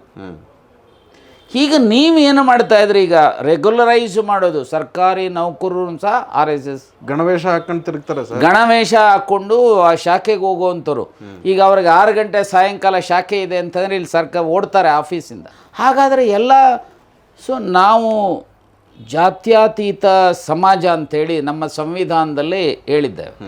ಸಂವಿಧಾನವನ್ನು ಎತ್ತಿಡಿತೇವೆ ಅಂತೇಳಿ ಪ್ರಧಾನಮಂತ್ರಿಗಳು, ಪಾರ್ಲಿಮೆಂಟ್ ಸದಸ್ಯರು, ಮಂತ್ರಿಗಳು ಎಲ್ಲರೂ ತೆಗೆದುಕೊಂಡಿದ್ದಾರೆ. ಈಗ ನಿಮ್ಮ ಸಂಘಟನೆ ಹಿಂದೂಗಳಿಗೆ ಮಾತ್ರ ಪರವಾಗಿರ್ತಕ್ಕಂಥದ್ದು. ಜಾತ್ಯತೀತ ವ್ಯವಸ್ಥೆ ಎಲ್ಲಿಗೆ ಎತ್ತಿಡಿತೀರಿ? ಹಿಂದೂಗಳು ಅಂದರೂ ಅಲ್ಲೂ ಕೂಡ ಎಲ್ಲರನ್ನೂ ಏನು ಆಯ್ತಲ್ಲ, ಆ ಹಿಂದೂಗಳಲ್ಲೂ ಸಹ ಇವತ್ತು ಒಡೆದಾಳುವಂಥ ಪ್ರವೃತ್ತಿಯನ್ನು ನೋಡ್ತಾ ಇದ್ದಾರೆ. SCಗಳನ್ನು ಒಂದು ರೀತಿ ನೋಡ್ತೀರಿ, STಗಳನ್ನು ಒಂದು ರೀತಿ ನೋಡ್ತೀರಿ, OBCಗಳನ್ನು ಒಂದು ರೀತಿ ನೋಡ್ತೀರಿ, ಇತರರನ್ನು ಒಂದು ನೋಡ್ತೀರಿ. ಈ ದೇಶದಲ್ಲಿ ಸಂವಿಧಾನದ ರೀತ್ಯ ಅಥವಾ ಇಂದಿರಾ ಸಹಾನೀಸ್ ಕೇಸಲ್ಲಿ ಡಿಕ್ಲೇರ್ ಮಾಡಿರೋವಂಥ ಪ್ರಕಾರ ಮೇಜರ್ ಅಥವಾ ಫಾರ್ವರ್ಡ್ ಕಮ್ಯುನಿಟೀಸ್ನವರು 7.5% ಇದ್ದಾರೆ. ಬ್ರಾಹ್ಮಿನ್ಸು, ಕಾಯಸ್ಥಾಸು, ರಜಪುಟ್ಸು, ಭೂಮಿಯಾರ್ಸು, ಈ ಥರದ ಜನ. ಆದರೆ ನಾನೇ ಪಾರ್ಲಿಮೆಂಟ್ ಸದಸ್ಯನಾಗಿದ್ದಾಗ 2019ರಲ್ಲಿ ಏಕಾಏಕಿ ಈ ಥರದ ಮುಂದುವರೆದ ವರ್ಗದವರಿಗೆ 10% ರಿಸರ್ವೇಷನ್ ಕೊಡ್ತಕ್ಕಂಥದಕ್ಕೆ ಬಿಲ್ ತರ್ತೀರಿ, EWS ಅಲ್ವಾ? ಸೊ ಈ ಬಿಲ್ಲನ್ನು ತರಬೇಕಾದ್ರೆ ಯಾರನ್ನು ಗುರಿಯಾಗಿ ಇಟ್ಕೊಂಡಿದ್ರಿ? ಆ ವರ್ಗಕ್ಕೆ. ನೋಡಿ, ಅದೇ ರೀತಿಯಲ್ಲಿ ಇವತ್ತು ರಾಜ್ಯಕ್ಕೆ ಬಂದಂಥ ಮೋದಿಯವರು ಅನೇಕರಿಗೆ ಆಶ್ವಾಸನೆಗಳು ಕೊಟ್ಟೋದ್ರು. ಗುಲ್ಬರ್ಗಾದಲ್ಲಿ ಹೋಗಿ ಕೋಳಿ ಸಮಾಜದವರೆಗೆ ST ಮಾಡ್ತೀನಿ ಅಂತಂದರು, ಗೊಲ್ರಿಗೆಲ್ಲೋ ST ಮಾಡ್ತೀನಿ ಅಂತಂದರು, ಇನ್ನೆಲ್ಲೋ ಕುರುಬರಿಗೆ ST ಮಾಡ್ತೀನಿ ಅಂತಂದರು, ಇನ್ಯಾರ್ಯಾರಿಗೋ SC ST ಮಾಡ್ತೀನಿ ಅಂತ ಹೇಳಿದ್ರೆ ನಾನು ನಿಮ್ಮ ಮೂಲಕ ಕೇಳ್ತೇನೆ, ಅಲ್ಲಿ ಪರ್ಸೆಂಟೇಜ್ 10%, ಬೆಳಗ್ಗೆ ಬಿಲ್ ಇಲ್ಲ, ಹಿಂದಿನ ದಿವಸ ಮಧ್ಯಾಹ್ನ 2 o'clock ತರ್ತೀರಿ, ಬಿಲ್ಲನ್ನು ತಂದು ಪಾಸ್ ಮಾಡಿ 10% ಅಪ್ಪರ್ ಕ್ಲಾಸಿಗೆ ಯಾರು ಎಕನಾಮಿಕಲಿ ವೀಕರ್ ಸೆಕ್ಷನ್ ಇದ್ದಾರೆ ಅವರಿಗೆ ರಿಸರ್ವೇಷನ್. ಮಿಸ್ಟರ್ ಮೋದಿಯವರು ಈ ಸಮಾಜದ ಎಲ್ರಿಗೂ ಇದಾಗಬೇಕು ಅನ್ನೋಗಿದ್ರೆ ಸಂವಿಧಾನದ ಆರ್ಟಿಕಲ್ 340 OBCಗಳು ಯಾರು ಅಂತ, ಯಾರು ಸಾಮಾಜಿಕವಾಗಿ ಶೈಕ್ಷಣಿಕವಾಗಿ ಹಿಂದುಳಿದಿದ್ದಾರೆ ಅವರು ಅದರ್ ಬ್ಯಾಕ್ವರ್ಡ್ ಕ್ಲಾಸಸ್ ಆಗ್ತಾರೆ. 341 ಪ್ರಕಾರ ಯಾರು ಸೋಷಿಯಲಿ ಆ್ಯಂಡ್ ಎಜುಕೇಷನಲಿ ಬ್ಯಾಕ್ವರ್ಡ್ ಇದ್ದು ಅನ್ಟಚಬಲ್ ಇದ್ದರೆ ಅವರು SC ಆಗ್ತಾರೆ, ಎಲಿಜಿಬಿಲಿಟಿ ಬರುತ್ತೆ. ಹಾಗೆ ಆರ್ಟಿಕಲ್ 342 ಪ್ರಕಾರ ಯಾರು ಸೋಷಿಯಲಿ ಆ್ಯಂಡ್ ಎಜುಕೇಷನಲಿ ಬ್ಯಾಕ್ವರ್ಡ್ ಇದ್ದು ಟ್ರೈಬಲ್ ಕ್ಯಾರೆಕ್ಟರಿಸ್ಟಿಕ್ಸ್ ಇದ್ದರೆ ಅವರು ST ಆಗ್ತಾರೆ. ಇಂತಹ ಜನರನ್ನು ಅವರು ಭಿಕ್ಷೆ ಬಿಡಬೇಕಾ ನಿಮ್ಮ ಹತ್ರ? ಅವ್ರು ಅರ್ಜಿ ಹಿಡ್ಕೊಂಡು ಬರಬೇಕಾ? ಅರೆ, ನಿಮ್ಮ ಸಮೀಕ್ಷೆಗಳ ರಿಪೋರ್ಟ್ನ ಆಧಾರದ ಹಿನ್ನೆಲೆಯಲ್ಲಿ ಯಾರಿಗೆ ಆ ಎಲಿಜಿಬಿಲಿಟಿ ಇದೆ ಅವರಿಗೆ ಇಮ್ಮಿಡಿಯೇಟ್ ಹೇಗೆ 10% ಜಾಸ್ತಿ ಮಾಡಿದ್ರೋ ಹಾಗೆ ಈಗ ಉದಾಹರಣೆಗೆ ನಮ್ಮ ರಾಜ್ಯದಲ್ಲಿ ಯಾರಿಗಾದರೂ SCಗೋ STಗೋ ಸೇರಿಸೋ ಆಗಿದ್ದರೆ ಆ ಇರೋವಂಥ ತಟ್ಟೆಗೆ ಕೈ ಹಾಕೋದನ್ನು ಬಿಟ್ಟು ಇನ್ನೊಂದಿಷ್ಟು ಅನ್ನ ಅಲ್ಲಿ ಬಡಿಸಿ ಪರ್ಸೆಂಟೇಜ್ ಜಾಸ್ತಿ ಮಾಡಿ ಯಾರಿಗೆ ಎಲಿಜಿಬಿಲಿಟಿ ಇದೆ ಅವ್ರನ್ನ ಸೇರಿಸೋ ಜವಾಬ್ದಾರಿ ಇವ್ರಿಗಿಲ್ವಾ? ಯಾಕಿದ್ರ ಬಗ್ಗೆ ಇವರು ಮಾತನಾಡೋದಿಲ್ಲ? ಆರ್ ಎಸ್ ಎಸ್ನವರು ಯಾಕಿದ್ರ ಬಗ್ಗೆ ಬಿ ಜೆ ಪಿನವರು ಮಾತನಾಡೋದಿಲ್ಲ?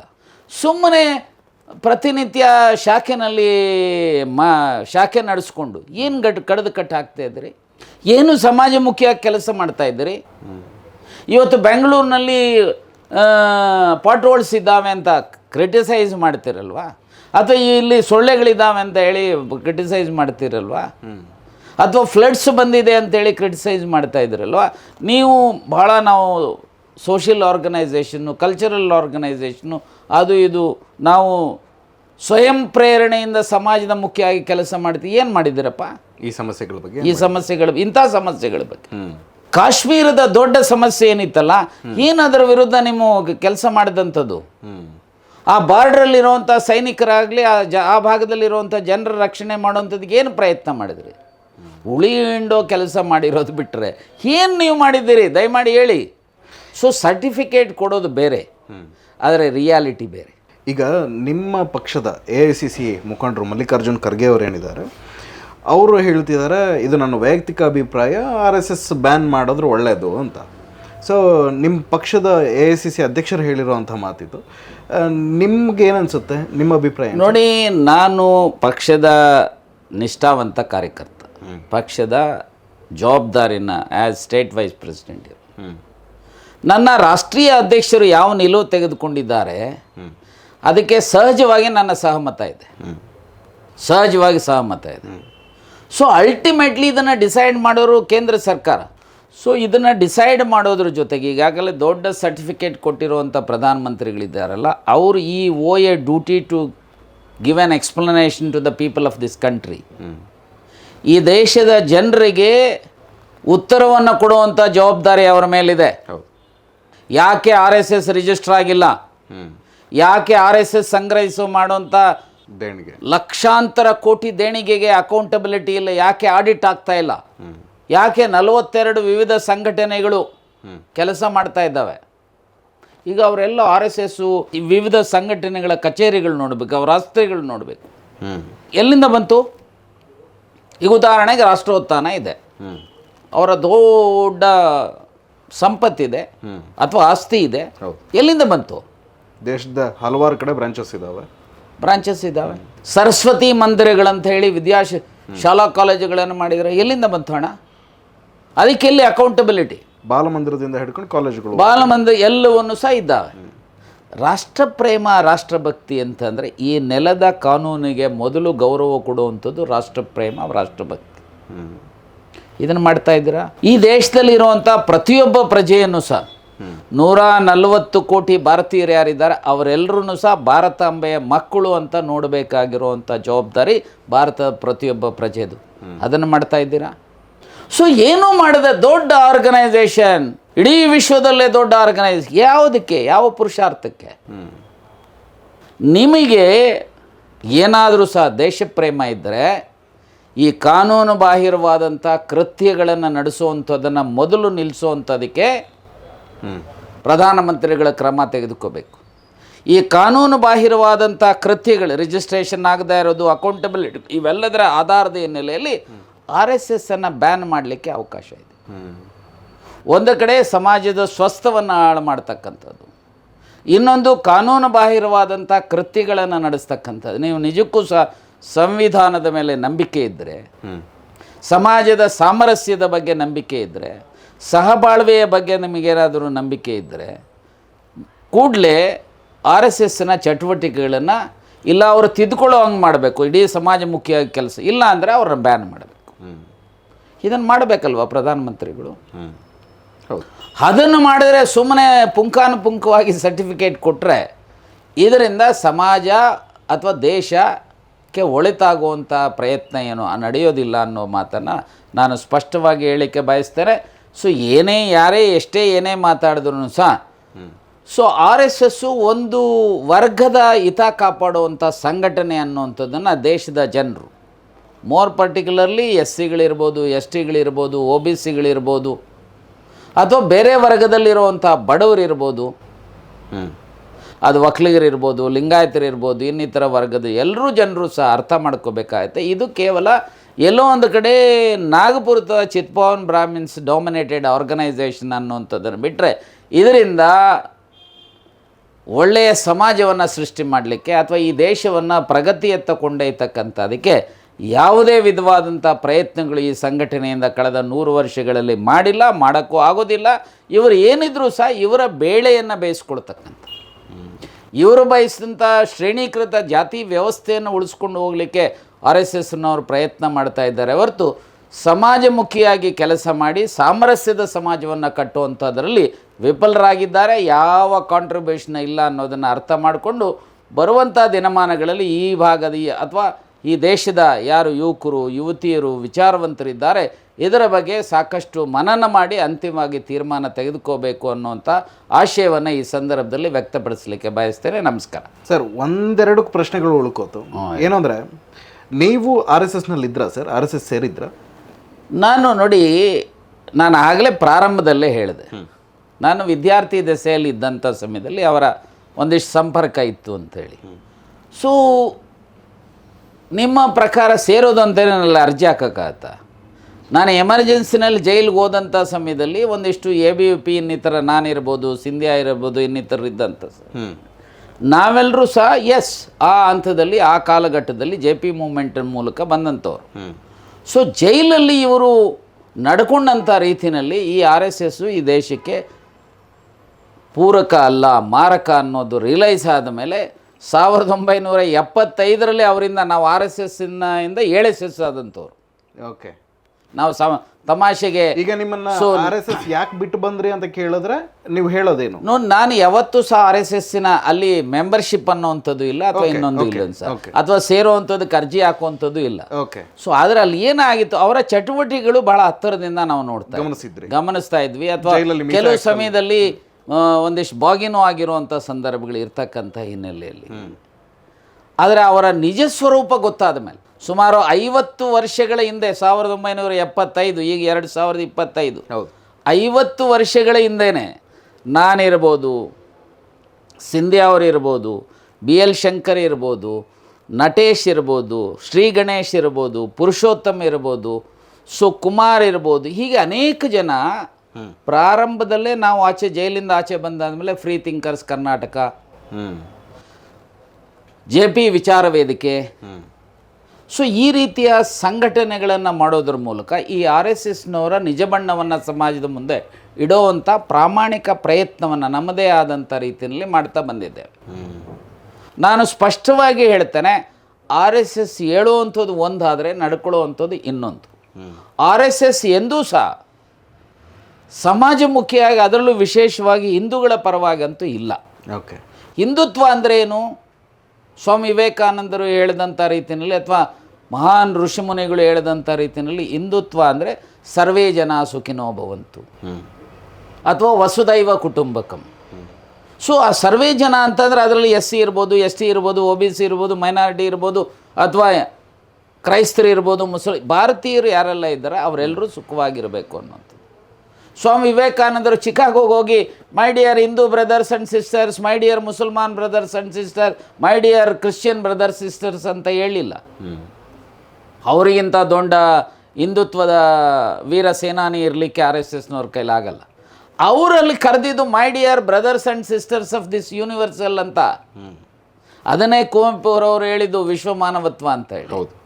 ಸೊ ಅದು ನಿಜವಾದಂಥ ವಿಶ್ವಮಾನವತ್ವದ ಸಂದೇಶ ಇದೆಯಲ್ಲ, ಅದು ಹಿಂದುತ್ವದ ಸಂದೇಶ. ವಿವೇಕಾನಂದರು ಇನ್ನೊಂದು ಹೆಜ್ಜೆ ಮುಂದೆ ಹೋಗಿ ಹೇಳ್ತಾರೆ, ನಾನು ಅತ್ಯಂತ ಸನಾತನ ಧರ್ಮ ಇರುವಂಥ ದೇಶದಿಂದ ಬಂದಿದ್ದೇನೆ. ನನ್ನ ದೇಶದಲ್ಲಿ ಯಾವುದೇ ಧರ್ಮೀಯರು ತಮ್ಮ ವಿಚಾರವನ್ನು ಪ್ರಾಕ್ಟೀಸ್ ಮಾಡಲಿಕ್ಕೆ, ತನ್ನ ಮೂಲಕ ಮೋಕ್ಷವನ್ನು ಪಡೀತಕ್ಕಂಥದಕ್ಕೆ ನನ್ನ ದೇಶದಲ್ಲಿ ಅವಕಾಶ ಇದೆ ಅಂತ. That is Hindutva. ಆದರೆ ನೀವು ಹೇಳೋ ಹಾಗೆ ನಿಮ್ಮ 2ನೇ ಸರ್ಸಂಘಚಾಲಕರು ಹೇಳಿದಾಗೆ ಶ್ರೇಣೀಕೃತ ಜಾತಿ ವ್ಯವಸ್ಥೆ ಇರಬೇಕು, ಮುಸಲ್ಮಾನರು ಬೇರೆ, ಹಿಂದೂಗಳು ಬೇರೆ, ಕ್ರೈಸ್ತರು ಬೇರೆ ಅನ್ನೋ ಸಮಾಜ ಒಡೆದಾಡುವಂಥದ್ದು ಭಾರತಾಂಬೆಯ ಮಣ್ಣಿನ ಪ್ರವೃತ್ತಿ ಅಲ್ಲ, ಈ ನೆಲದ ಪ್ರವೃತ್ತಿ ಅಲ್ಲ, ಈ ನೆಲದ ಗುಣ ಅಲ್ಲ. ಈ ನೆಲದ ಪರಂಪರೆ, ಸಂಸ್ಕಾರ, ಸಂಸ್ಕೃತಿ ಅಲ್ಲ. ಸೊ ಈ ನೆಲದ ಪರಂಪರೆ, ಸಂಸ್ಕಾರ, ಸಂಸ್ಕೃತಿ ಇರೋವಂಥದ್ದು ಈ ದೇಶದಲ್ಲಿ, ಈ ಮಣ್ಣಿನಲ್ಲಿ ಯಾರೆಲ್ಲ ಹುಟ್ಟುತ್ತಾರೆ, ಯಾರೆಲ್ಲ ಮಣ್ಣಾಗ್ತಾರೆ ಅವರೆಲ್ಲರೂ ಸಹ ಭಾರತಾಂಬೆಯ ಮಕ್ಕಳು ಅನ್ನುವಂಥದ್ದೇ ಭಾರತದ ಸಂಸ್ಕೃತಿ. ಇದನ್ನು ಬಿಟ್ಟು ಚಿದ್ಭಾವನ್ ಬ್ರಾಹ್ಮಿನ್ಸ್ ಅಂದರೆ ಸುಪೀರಿಯರ್ ಅಥವಾ ಇನ್ನೊಬ್ಬರಂದರೆ ಇನ್ಫೀರಿಯರ್, ಈ ಪ್ರವೃತ್ತಿ ಇದೆಲ್ಲ ಇದು ಆರ್ ಎಸ್ ಎಸ್ಗೆ ಶೋಭೆ ತರುವಂಥದ್ದಲ್ಲ. ಹಾಗಾಗಿ ನಾನು ಇಷ್ಟೇ ಹೇಳುತ್ತೇನೆ, ಮೊದಲನೇದು ಪ್ರಧಾನಮಂತ್ರಿಗಳು ಯಾಕೆ ಕಾನೂನು ಬಾಹಿರವಾದಂಥ ಚಟುವಟಿಕೆಗಳನ್ನು ಇವರು ನಡೆಸ್ತಾ ಇದ್ದಾರೆ. ಆರ್ ಎಸ್ ಎಸ್ ರಿಜಿಸ್ಟ್ರೇಷನ್ ಇಲ್ಲ, ಅಕೌಂಟಬಿಲಿಟಿ ಇಲ್ಲ, ಸಮಾಜಮುಖಿಯಾಗಿ ಕೆಲಸ ಮಾಡ್ತಾ ಇಲ್ಲ, ಸಮಾಜವನ್ನು ಒಡೆದಾಳುವಂಥ ಪ್ರಯತ್ನ ಮಾಡ್ತಾ ಇದ್ದಾರೆ. ಸೊ ಹಾಗಾಗಿ ಪ್ರಧಾನಮಂತ್ರಿಗಳು ಈ ಸಂಘಟನೆ ಮೇಲೆ ಕ್ರಮ ಜರುಗಿಸಬೇಕು, ಈ ಸಂಘಟನೆಯನ್ನು ನಿಷೇಧ ಮಾಡಬೇಕು ಅನ್ನೋಂಥದ್ದು ನಮ್ಮ ರಾಷ್ಟ್ರೀಯ ಅಧ್ಯಕ್ಷರ ಕೂಗು ಸಹ, ಕರೆನೂ ಸಹ. ಸೊ ಯಾಕೆ ಈ ಕರೆ ಕೊಟ್ಟಿದ್ದಾರೆ ಅಂದರೆ ಈ ಕಾರಣಗಳಿಂದ. ನನಗೆ ಇನ್ನೊಂದು ಪ್ರಶ್ನೆ ಇದೆ ಸರ್, ಏನು ಅಂದರೆ ಅದು ಕೊನೆ ಪ್ರಶ್ನೆ ಅಂತಲೂ ಇಟ್ಕೊಳ್ಳಿ. ಏನು ಅಂದರೆ ಪ್ರಿಯಾಂಕ್ ಖರ್ಗೆ ಅವರು ರಾಜ್ಯ ಸರ್ಕಾರದ ಸಚಿವರು, ಅವರು ನೀವು ಹೇಳಿದ ಹಾಗೆಯೇ ಜಗದೀಶ್ ಶೆಟ್ಟರ್ ತಂದಿದ್ದರು. ಅದಾದರೂ ಕೂಡ ಇವರು ಜಗದೀಶ್ ಶೆಟ್ಟರ್ ಅವರೇ ಆದೇಶ ಹೊರಡಿಸಿದ್ರು ಕೂಡ ಪ್ರಿಯಾಂಕ್ ಖರ್ಗೆ ಅವರು ಅದನ್ನು ರಿಪೀಟ್ ಮಾಡಿ ಹೇಳಿದ್ರು ಒಂದು ಪತ್ರದಲ್ಲಿ, ಸಿ ಎಂ ಸಿದ್ದರಾಮಯ್ಯವ್ರಿಗೆ ಬರೆದ ಪತ್ರದಲ್ಲಿ. ಏನಂದರೆ ಸರ್ಕಾರಿ ಸ್ಥಳಗಳಲ್ಲಿ, ಕಚೇರಿಗಳಲ್ಲಿ ಯಾವುದೇ ಸರ್ಕಾರೇತರ ಕಾರ್ಯಕ್ರಮಗಳು ನಡೀಬಾರ್ದು, ಆ ರೀತಿಯಲ್ಲಿ ಕ್ರಮ ಜರುಗಿಸ್ಬೇಕು ಸರ್ಕಾರ ಅಂತ ಹೇಳಿ.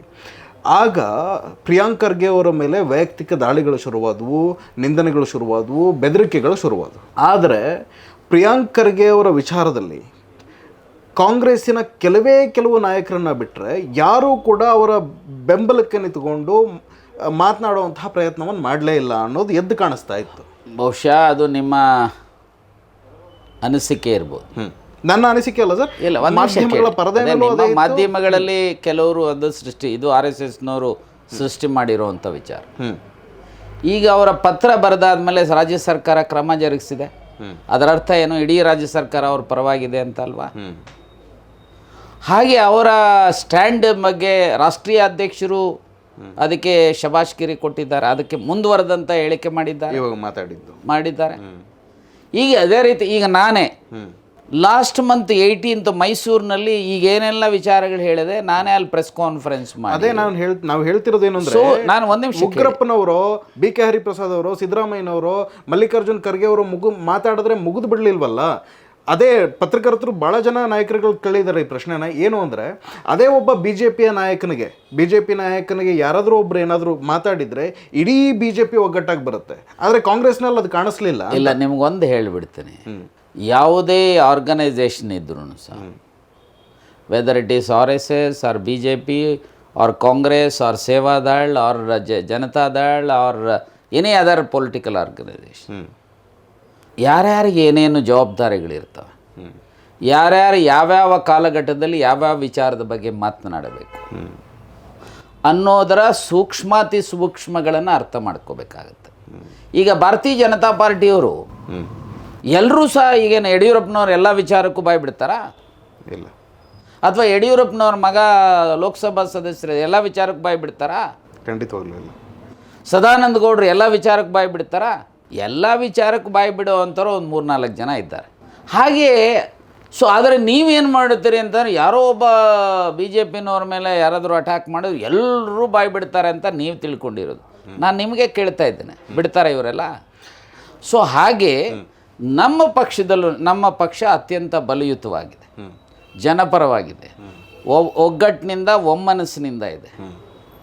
ಸೊ ಏನು ಪ್ರಿಯಾಂಕಾ ಖರ್ಗೆ ಅವರು ಹೇಳಿರೋವಂಥ ಪ್ರಸ್ತಾಪ ಮಾಡಿರ್ತಕ್ಕಂಥ ವಿಚಾರಗಳಿಗೆ ನಮ್ಮೆಲ್ಲರ ಸಹಮತ ಇದೆ. ಹಾಗಾಗಿ ಸರ್ಕಾರ ಕ್ರಮ ಜರುಗಿಸಿದ್ದಾರೆ. ರಾಷ್ಟ್ರೀಯ ಮಟ್ಟದಲ್ಲೂ ಕ್ರಮ ಜರುಗಿಸಬೇಕು ಅಂತ ಒತ್ತಾಯ ಮಾಡುವಂಥ ಕೆಲಸ ಎ ಐ ಸಿ ಸಿ ಅಧ್ಯಕ್ಷರು ಮಾಡಿದ್ದಾರೆ ಅಂತಂದರೆ ಎ ಐ ಸಿ ಸಿ ಮಾಡಿದೆ ಅಂತೇಳಿ ನಾವು ಭಾವಿಸ್ಬೇಕಾಗತ್ತೆ. ಹಾಗೆ ನಮ್ಮಂಥವ್ರು ಅಲ್ಲಲ್ಲಿ ಏನು ಸಂದರ್ಭ ಬಂದಂಥ ಸಮಯದಲ್ಲಿ ಆರ್ ಎಸ್ ಎಸ್ ಅನ್ನು ಇರ್ಬೋದು ಅಥವಾ ಅವರ ಮೇಲೆ ಅಟ್ಯಾಕ್ ಮಾಡುವಂಥ ಪ್ರವೃತ್ತಿಯನ್ನು ತೋರೋದನ್ನು ನಾನೇ ಹೇಳಿ ನೋಡಿ, ಗಾಂಧೀಜಿಯವರ ಮೇಲೆ ಅಟ್ಯಾಕ್ ಮಾಡಿದಂಥ ಪ್ರವೃತ್ತಿಯ ಸಂಘಟನೆ ಇದು. ಸೊ ಅವರ ಮನಸ್ಥಿತಿ, ಗಾಂಧೀಜಿಯವರನ್ನೇ ಬಿಟ್ಟಿಲ್ಲ ಇವರು. ಇನ್ನು ಅವರ ವಿರುದ್ಧ ಮಾತನಾಡುವಂಥ ವ್ಯಕ್ತಿಗಳ ಮೇಲೆ ಇವರು ಬಿಡ್ತಾರಾ? ಅವರ ಮನಸ್ಥಿತಿನೇ ಅದಿದೆ. ಆರ್ ಎಸ್ ಎಸ್, ಭಾರತೀಯ ಜನತಾ ಪಾರ್ಟಿಯವರ ಮನಸ್ಥಿತಿ ಇದೆಯಲ್ಲ, ಸೊ ಆ ಮನಸ್ಥಿತಿ ಎಲ್ಲಿವರೆಗೂ ಬದಲಾಯಿಸ್ಕೊಳ್ಳೋದಿಲ್ವ ಆರ್ ಎಸ್ ಎಸ್ ಅಥವಾ ಭಾರತೀಯ ಜನತಾ ಪಾರ್ಟಿಯ ನಾಯಕರು, ಅವರು ಇಡೀ ಸಮಾಜದ ನಾಯಕರಾಗಲಿಕ್ಕೆ ಸಾಧ್ಯತೆ ಇಲ್ಲ. ಬೇರೆ ಬೇರೆ ಕಾರಣಗಳಿಗೆ ಅಧಿಕಾರಕ್ಕೆ ಬರ್ಬೋದು, ಹೋಗ್ಬೋದು, ರಾಷ್ಟ್ರ ಮಟ್ಟದಲ್ಲೋ ಮತ್ತೊಂದು ರಾಜ್ಯಗಳಲ್ಲೋ ಮತ್ತೊಂದು ಮಗದೊಂದರಲ್ಲಿ. ಆದರೆ ಅದರ ಅರ್ಥ ಅವರಿಗೆ ಸಮಾಜದ ಮನ್ನಣೆ ಸಿಕ್ಕಿದೆ ಅಂತಲ್ಲ. ಓಕೆ, ಅವರಿಗೆ ಬೇರೆ ಬೇರೆ ಕಾರಣಗಳಿಂದ, ಬೇರೆ ಬೇರೆ ವಾಮ ಮಾರ್ಗಗಳಿಂದ ಕೆಲವು ಕಡೆ ಅಧಿಕಾರವನ್ನು, ಈಗ ಉದಾಹರಣೆಗೆ ಈ ಮತ ಕದಿಯುವಂಥದ್ದು ಸ್ಪಷ್ಟ ಇದೆ. ಸುಪ್ರೀಂ ಕೋರ್ಟ್ ಅನೇಕ ಸಂದರ್ಭದಲ್ಲಿ ಎಲೆಕ್ಷನ್ ಕಮಿಷನ್ ಆಫ್ ಇಂಡಿಯಾಗೆ ಚೀಮಾರಿ ಹಾಕಿದ್ದಾರೆ. ಇಲ್ಲಿ ನಮ್ಮ ಮಹದೇವಪುರ ಇರ್ಬೋದು, ಅಥವಾ ಗಾಂಧಿನಗರ ಇರ್ಬೋದು, ಅಥವಾ ಆಳಂದ್ ಇರ್ಬೋದು, ಅಥವಾ ಅನೇಕ ಕಡೆಗಳಲ್ಲಿ ಈ ವೋಟರ್ ಲಿಸ್ಟನ್ನು ಮೆಡ್ಲ್ ಮಾಡುವಂಥ ಪ್ರಯತ್ನ ಮಾಡಿಲ್ವಾ? ಹಾಗೆ ವಾಮ ಮಾರ್ಗಗಳಿಂದ ಅಧಿಕಾರ ಗಳಿಸೋದು ಬೇರೆ. ಆದರೆ ಇನ್ ರಿಯಾಲಿಟಿ ಜನರ ವಿಶ್ವಾಸವನ್ನು ಅಥವಾ ಸುಖಿ ಸಮಾಜವನ್ನು ಕಟ್ತಕ್ಕಂಥ ದಿಕ್ಕಿನಲ್ಲಿ ಇವರೇನಾದರೂ ಪ್ರಯತ್ನ ನಡೆದಿದ್ದಾವ? ನಾನು ಸಿಂಪಲ್ಲಾಗಿ ಕೇಳಿದೆ ಆಗಲೇ ಪ್ರಾರಂಭದಲ್ಲಿ, ರಾಮನ ಬಗ್ಗೆ ಭಜನೆ ಮಾಡ್ತೀರಿ, ರಾಮನನ್ನು ಸಮಾಜಕ್ಕೆ ಸೃಷ್ಟಿ ಮಾಡಿದಂಥ ಮಹರ್ಷಿ ವಾಲ್ಮೀಕಿ ಬಗ್ಗೆ ಎಲ್ಲಾದರೂ ಮಾತನಾಡ್ತೀರಾ? ಅಂದರೆ ನಿಮ್ಮ ಸಂಕುಚಿತ ಭಾವನೆ ಹೇಗೆ ಕಾಣುತ್ತೆ ಅನ್ನೋದನ್ನು ಅಲ್ಲಿ ನೋಡ್ಬೋದು. ಇನ್ನೊಂದು ಲೆಕ್ಕದಲ್ಲಿ ಹೇಳೋದಾದರೆ, ಇತ್ತೀಚೆಗೆ ಸಿ ಜೆ ಗವಾಯಿ ಅವರ ಮೇಲೆ ದಾಳಿ ನಡೀತು ಸುಪ್ರೀಂ ಕೋರ್ಟ್ನಲ್ಲಿ. ಆದರೆ ಸಾಂಸ್ಕೃತಿಕ ಸಂಘಟನೆ ಅಂತ ಹೇಳ್ಕೊಳ್ಳುವಂತಹ RSS ಈ ವಿಚಾರವಾಗಿ ಯಾವುದೇ ಪ್ರತಿಕ್ರಿಯೆ ನೀಡಲಿಲ್ಲ. ನೋಡಿ, RSSನವರಿಗೆ ಯಾವ ಕಾಲಘಟ್ಟದಲ್ಲಿ ಯಾವ ಅವರಿಗೆ ಪೂರಕ ಆಗುವಂಥ ಸ್ಟ್ಯಾಂಡ್ಗಳ ಬಗ್ಗೆ ಭಾಳ ಪುಂಖಾನುಪುಂಖವಾಗಿ ಮಾತನಾಡ್ತಾರೆ. ಗವಾಯಿಯವರು ಈ ಸುಪ್ರೀಂ ಕೋರ್ಟ್ ಕಂಡಂಥ ಪ್ರತಿಭಾವಂತ ನ್ಯಾಯಾಧೀಶರುಗಳಲ್ಲಿ ಅವರು ಒಬ್ಬರು, ಪ್ರಾಮಾಣಿಕ ನ್ಯಾಯಾಧೀಶರುಗಳಲ್ಲಿ ಅವರು ಒಬ್ಬರು. ಅವರ ಮೇಲೆ ದಾಳಿ ಆಗುತ್ತೆ ಅಂತಂದರೆ ಎಗೇನ್ ಇದೇ ಮನಸ್ಥಿತಿ. ಅಂಬೇಡ್ಕರ್ ಮೇಲೆ ದಾಳಿ ಆದಂಥದ್ದಾಗಲಿ ಅಥವಾ ಗಾಂಧೀಜಿಯವರ ಮೇಲೆ ದಾಳಿ ಆದಂಥದ್ದಾಗಲಿ ಅದೇ ಮನಸ್ಥಿತಿಯ ಜನನೇ, ಧರ್ಮದ ಹೆಸರಲ್ಲಿ ನಡೆದಿದ್ದು. ಸೊ ಅವರ ಮೇಲೆ ಅದರ ಬಗ್ಗೆ ಯಾಕೆ ಇವ್ರು ಯಾರೂ ಕಂಡಮ್ ಮಾಡಿಲ್ಲ? ಅಂದರೆ ಇವರು ಅವಕಾಶವಾದಿಗಳು. ಇವರು ಯಾರಿಗಾದರೂ ಏನಾದರೂ ಆದರೆ ನೋಡಿ, ನೀನು ಪಾಪ ಬಂಗಾರು ಲಕ್ಷ್ಮಣನ ಕುಟುಂಬ ರಾಜಕೀಯವಾಗಿ ಮುಗಿಸೇ ಬಿಟ್ರಿ ಇವರು. ಯಾಕಂದರೆ ಅವನು ಶೆಡ್ಯೂಲ್ ಕಾಸ್ಟ್, ಇವರು ಶೆಡ್ಯೂಲ್ ಕಾಸ್ಟ್. ಈಗ ಅದೇ ಏನಾದರೂ ಮೇಲ್ವರ್ಗದ ಜನರ ಮೇಲೆ ಈ ರೀತಿ ದಾಳಿ ಆಗಿದ್ದರೆ ಸುಮ್ಮನೆ ಬಿಡ್ತಾಯಿದ್ರಾ? ಎಲ್ಲಾದರೂ ಸುಮ್ಮನೆ ಬರ್ತಾಯಿದ್ರಾ? ಈಗ ನೋಡಿ, ಜಸ್ಟ್ ಒಂದು ಉದಾಹರಣೆ ಹೇಳ್ತೀನಿ. ಸಾವರ್ಕರ್ ಬಗ್ಗೆ ಯಾರಾದರೂ ಹೇಳಿಕೆ ಕೊಟ್ಟರೆ ಹೇಗೆ ಅದರ ವಿರುದ್ಧ ಮಾತನಾಡ್ತಾರೆ ಅಲ್ವಾ? ಒಂದು ಸಂಚಲನನೇ ಸೃಷ್ಟಿಸ್ಬಿಡ್ತಾರೆ ಇಡೀ ರಾಜ್ಯದಲ್ಲಿ ಮತ್ತು ರಾಷ್ಟ್ರದಲ್ಲಿ. ಸಾವರ್ಕರ್ ಹಾಗೆ ಹೀಗೆ ಅಂಥೇಳಿ ದೊಡ್ಡ ಶಬ್ದನೇ ಮಾಡ್ತಾರೆ. ಹೌದು. ಆದರೆ ಅದೇ ಗವಾಯಿ ಈ ದೇಶದ ಸರ್ವೋಚ್ಚ ನ್ಯಾಯಾಲಯದ ಮುಖ್ಯ ನ್ಯಾಯಾಧೀಶರಾಗಿರುವಂಥವ್ರ ಮೇಲೆ ಈ ರೀತಿಯ ಘಟನೆ ಆದಾಗ ಯಾಕೆ ಸ್ವಾಮಿ ಬಾಯಿ ಬಿಡಲ್ಲ? ಯಾಕೆ ಬಾಯಿ ಬಿಡಲ್ಲ? ಯಾಕೆ ಬಂಗಾರು ಲಕ್ಷ್ಮಣ್ ಕುಟುಂಬದವರನ್ನು ರಾಜಕೀಯವಾಗಿ ಉಳಿಸುವಂಥದ್ದಕ್ಕೆ ಪ್ರಯತ್ನ ಮಾಡಲಿಲ್ಲ? ಯಾಕಂದರೆ ಇವರು ಶೆಡ್ಯೂಲ್ ಕಾಸ್ಟ್. ಯಾಕಂದರೆ ಅವರು ನಾಗ್ಪುರದ ಬ್ರಾಹ್ಮಣರು. So this is the difference we can make out. ಹಾಗಾಗಿ ಭಾರತೀಯ ಜನತಾ ಪಾರ್ಟಿಯವರಾಗಲಿ, RSS ಆಗಲಿ, RSSನ ಸಂಘಟನೆಗಳಾಗಲಿ ಇಡೀ ಹಿಂದೂ ಸಮಾಜವನ್ನು ಅಥವಾ ನಮ್ಮ ದೇಶದ ಪರಂಪರೆ ಸಂಸ್ಕೃತಿ ಬಯಸಿದಂಥ ವಸುದೈವ ಕುಟುಂಬವನ್ನು ಕಟ್ಟುವಂಥದಕ್ಕೆ, ಸಾಮರಸ್ಯದ ಸಮಾಜ ಕಟ್ಟುವಂಥದಕ್ಕೆ ಇವರು ಏನು ಪ್ರಯತ್ನ ಇಲ್ಲ. ಮಾತನಾಡ್ತಾರೆ, ದೊಡ್ಡ ಸಂಘಟನೆ ಅಂತ ಹೇಳ್ತಾರೆ. ಆದರೆ ದೊಡ್ಡ ಸಂಘಟನೆಯ ದೇಣಿಗೆ ಏನು ದೇಶಕ್ಕೆ? ಸಮರ್ಪಣಾ ಭಾವದಿಂದ ಏನು ಕೆಲಸ ಮಾಡಿದ್ದಾರೆ ಅನ್ನುವಂಥ ಪ್ರಶ್ನೆ ಹಾಕಿದ್ರೆ ಬಿಗ್ ಝೀರೋ. RSSನ ದೇಣಿಗೆ ಈ ದೇಶ ಕಟ್ಟುವಂಥದ್ರಲ್ಲಿ ದೊಡ್ಡ ಝೀರೋ, 0. Yes sir. ಸೊ ಹಾಗಾಗಿ ಈ RSS ಬಗ್ಗೆ ಎಷ್ಟು ಕಡಿಮೆ ಮಾತಾಡಿದ್ರೆ ಅಷ್ಟು ಉತ್ತಮ. ನಾವು ಮಾತಾಡಿ ಅವರಿಗೆ ಇಲ್ಲದ ಪ್ರಚಾರ ಕೊಡುವಂಥದ್ದು ವಿನಾಕಾರಣ. ಯಾಕಂದರೆ ನನಗೆ ಗೊತ್ತು, ಒಂದು ತಾಲೂಕಲ್ಲಿ 2 ಕಡೆನೋ 1 ಕಡೆನೋ 3 ಕಡೆನೋ ಅವರ ಶಾಖೆಗಳು ಕುಂಟ್ತಾ ನಡಿಬೋದು. ನಾವು ಅವರಿಗೆ ಎಲ್ಲೋ ಒಂದು ಕಡೆ ಹೆಚ್ಚು ಅವರ ಬಗ್ಗೆ ಮಾತನಾಡಿ ಒತ್ತು ಕೊಟ್ಟು ಇದರಲ್ಲಿ ಅವ್ರಿಗೆ ಏನೋ ಒಂದು ಪಬ್ಲಿಸಿಟಿಯ ಮೂಲಕ ಅವರು ಬೆಳವಣಿಗೆ ಮಾಡ್ಕೊಳ್ಳೋದಕ್ಕೆ ಪ್ರಯತ್ನ ಮಾಡ್ತಾರೆ ಹೊರತು ಅದರಿಂದ ಯಾರು ಸೆಕ್ಯುಲರ್ ಕ್ರೆಡೆನ್ಷಿಯಲ್ಸ್, ಸಾಮರಸ್ಯದ ಸಮಾಜದ ಬಗ್ಗೆ ನಂಬಿಕೆ ಇಟ್ಟಿರುವಂಥವ್ರಿಗೆ ಇದರಿಂದ ಯಾವುದೇ ಲಾಭವೂ ಆಗೋದಿಲ್ಲ. ಆದರೆ ಅವ್ರಿಗೂ ಸಹ ಅವರಿಗೆ ಅಡ್ವಾಂಟೇಜ್ ಆಗುತ್ತೆ, ಅವ್ರಿಗೂ ಅವ್ರಿಗೆ ನಷ್ಟ ಆಗೋದಿಲ್ಲ. ನಮಗೆ ಹೆಚ್ಚು ನಷ್ಟ ಆಗುವಂಥ ಅವಕಾಶಗಳಿರ್ತವೆ. ನಾನು ಇಷ್ಟೇ ಹೇಳ್ತೇನೆ. ಸೊ ಅಂತಿಮವಾಗಿ ಈ ದೇಶದಲ್ಲಿ ಕೇಂದ್ರ ಸರ್ಕಾರ, ನ್ಯಾಯಾಲಯಗಳು ಈ ಆರ್ ಎಸ್ ಎಸ್ನ ಬಗ್ಗೆ ಕೇಂದ್ರ ಸರ್ಕಾರದವರು ಸಹಜವಾಗಿ ಬ್ಲೈಂಡ್ ಆಗಿ ನೋಡುವಂಥವ್ರು, ಎತ್ತೋರಿಗೆ ಹೆಗ್ಗಣ ಮುದ್ದು. ಆದರೆ ನ್ಯಾಯಾಲಯಗಳಾದರೂ ಸಹ ಸಂವಿಧಾನದ ಚೌಕಟ್ಟಿನಲ್ಲಿ ಇಂಥ ಸಂಘಟನೆಗಳ ಅವಶ್ಯಕತೆ ದೇಶಕ್ಕೆ ಇದೆಯಾ? ಈವನ್ ಸುಮೋಟೋ ಸುಪ್ರೀಂ ಕೋರ್ಟ್ ಇರ್ಬೋದು ಅಥವಾ ಹೈಕೋರ್ಟ್ಗಳಿರ್ಬೋದು, ಈ ವಿಚಾರದ ಬಗ್ಗೆ ಚಿಂತನೆ ಮಾಡಿ ಆದೇಶಗಳನ್ನು ಮಾಡುವಂಥದ್ದಕ್ಕೆ, ಸುಮೋಟೋ ವಿಚಾರಗಳನ್ನು ತೆಗೆದುಕೊಂಡು ಸಮಾಜದಲ್ಲಿ ಏಕತೆಯನ್ನು ರೂಪಿಸ್ತಕ್ಕಂಥ, ಸಾಮರಸ್ಯದ ಸಮಾಜವನ್ನು ಕಟ್ತಕ್ಕಂಥದಕ್ಕೆ ಈ ಥರದ ಸಂಘಟನೆಗಳು ಪೂರಕ ಆಗ್ತಾವ, ಮಾರಕ ಆಗ್ತಾವ ಅನ್ನೋದ್ರ ಬಗ್ಗೆ ಚಿಂತನೆ ಮಾಡಬೇಕು. ಯಾವ ಸಂಘಟನೆಗಳಿಂದ ಈ ದೇಶಕ್ಕೆ, ಈ ಸಮಾಜಕ್ಕೆ ಮಾರಕ ಆಗ್ತವೆ ಅಂಥ ಸಂಘಟನೆಗಳನ್ನು ಮೊಟ್ಟುಗೋಲು ಆಗ್ತಕ್ಕಂಥ, ನಿಷೇಧ ಮಾಡ್ತಕ್ಕಂಥ ದಿಕ್ಕಿನಲ್ಲಿ ನ್ಯಾಯಾಲಯಗಳು ಸಹ ಚಿಂತನೆ ಮಾಡಿ ಆದೇಶಗಳು ಮಾಡಬೇಕು ಅನ್ನುವಂಥ ಅಭಿಪ್ರಾಯವನ್ನು ಈ ಸಂದರ್ಭದಲ್ಲಿ ವ್ಯಕ್ತ ಮಾಡಲಿಕ್ಕೆ ಬಯಸ್ತೇನೆ. Yes sir, thank you sir. ಇಷ್ಟೊತ್ತು ನಮ್ಮ ಜೊತೆ ಕೂತು ಈ ವಿಚಾರವಾಗಿ ಮಾತನಾಡೋದಕ್ಕೆ ತುಂಬ ಹೃದಯದ ಧನ್ಯವಾದಗಳು. Okay, thank you.